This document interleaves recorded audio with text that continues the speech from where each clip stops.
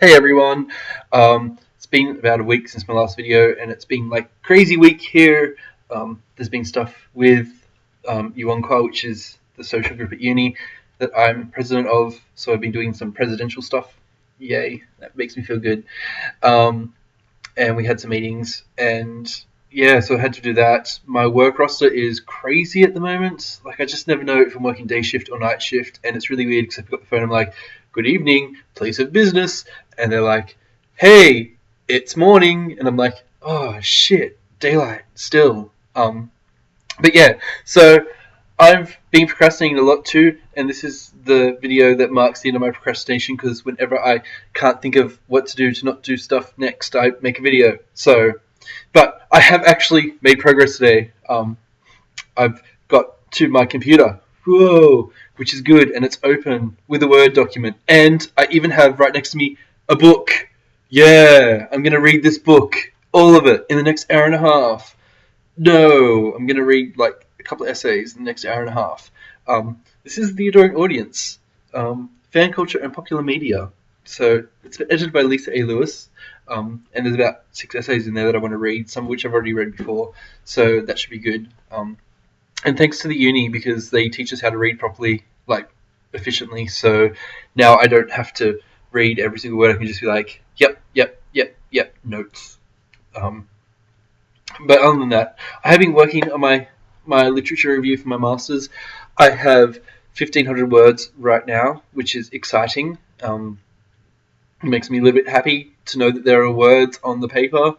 I've read them, and they're not great words. They're really not great words, but I've only read like a couple of essays that have been incorporated into it. So I'm sort of like structuring and doing more of a scaffold approach where I'm putting what I want to say, and I'm putting the quotes and the pieces where I'm getting the information from, and just adding to it as I go. So if things overlap, like it's not like trying to remember, oh, this idea works with this idea, that works with this idea, and I should throw them all together at the end, but I can't find where I got all these ideas from. So having it in there ready to go is great. So I just read an essay and go, right, oh, that's a handy quote. I'm going to put that here on this paragraph line.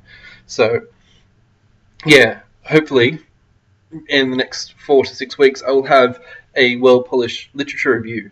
I'm sort of getting really focused on that. Part of my procrastination was that I have rearranged my bedroom again, so I'm at a new angle today, which apparently has slightly better lighting, I think. And as you can see behind me, that side, I've got my X-Men posters, in case you didn't realize I'm a bit of an X-Men geek. So that's all up there. The old wall that I used to film on is that way. There are some stuff up there, so I will probably shoot from that location again later. You may even get to see one in my sunroom because I've made my sunroom really comfortable and I can sit in there now and read, which is nice. Anyway, so I'm going to actually get some work done. I'm making a really conscious effort. Like, this week just melted by. I remember last Saturday I got an email from a lecturer saying, could you fill in this paperwork? And I'm like, yeah, sure, I'll get that done by the end of the week. And it's now the end of the week and I haven't done it yet. And I've like only just seen it when I went to my master's file on my computer. I was like, oh, sugar. Yeah, I'm trying not to swear. Oh, sugar, that's there. My head didn't say sugar when I saw it. So I'm a little bit disappointed with myself this week. Like I achieved things that I need to achieve in my personal life and my work life and other bits and pieces.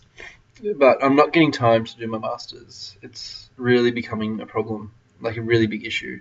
Like, and I know part of it is me procrastinating, but another big part of it is like my schedule is getting so intense. Like, I want to get some stuff done today, but I've got to go to work tonight, and then tomorrow I'm gonna wake up late because I always sleep in on Sundays. I can't help it. Even today's Saturday. I slept until 12 o'clock. Like, what was I doing with those hours? I went to bed at midnight and I slept for a solid 12 hours. That's insane. So tomorrow will be the same. I'll get up at like 12, 1 o'clock in the afternoon, and then I'll go out and buy some groceries because I like to have a good dinner on Sunday night. But then Monday, like, I can't go to uni because Monday I've got to work between 12 and 5. Then after 5, I've got to go to this meeting that I've been hounded about, which has nothing to do with me, really. I'm just going to represent my club at uni and some of the uni groups and just see what these people have to say. It's a planning meeting for something, but I really don't feel comfortable being there. And people are like, you have to be there. So by the time that finishes, it's going to be 8 or 9 o'clock at night, and I'm going to sit down and try and write my thesis at 8 or 9 o'clock at night. And I won't, because I'll come home and be like, I'm just too wiped out from today. Like, I literally have half hour to get from work, to come home, to get changed, to go to this meeting, to sit there and not contribute anything, because I don't contribute on these sorts of things. I don't feel comfortable doing that, or signing myself up to do more work, because I just can't physically do it. And then I'm going to come home, and by the time I get home, I'm going to be all like, oh, so I'm just going to sit here and watch Voyager, or maybe something else. I've got a big craving to watch Annie, the musical, right now. One of my friends at work sung The Sun Will Come Out Tomorrow to me last night at work, and now I'm all like, oh, I haven't seen Annie, and I've got like every song from Annie going through my head right now. So I really want to do that instead of do my work, which is problematic. So I just, yeah, like tomorrow night I'll probably end up watching Annie because I'll be too wiped out from the day. And then Tuesday, I've got to work in the day again. And day shifts are really, like, they're not difficult. They're short shifts. They're only like 3 hours. But it's the getting home from the day shift. And then you go, right, I'm going to work. And then you, like, quickly just check your emails or quickly just check Facebook. And next thing you know, it's like 4 hours have gone by. And my roommate's home. And then we're talking because that's what we do. We like to talk to each other. So, yeah, I'm really getting disheartened with myself. I really don't think I'm going to get my thesis done. I know that I've got the potential to do it. I know that I'm smart enough to do it. I know that I've got like enough skills to do it.